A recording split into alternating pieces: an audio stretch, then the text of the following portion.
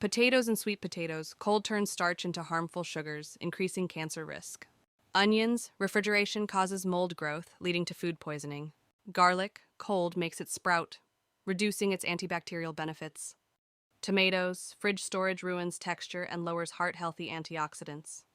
Pumpkins and squash, moisture loss in the fridge promotes liver-damaging mold. Ginger, cold storage causes mold and reduces its medicinal properties. Cucumbers, becomes watery and prone to bacterial growth, causing digestive issues. Eggplants, cold makes them bitter and speeds up spoilage. Storing carrots in the refrigerator can make them rubbery, reduce their nutrient levels, and promote mold growth, which may lead to health risks.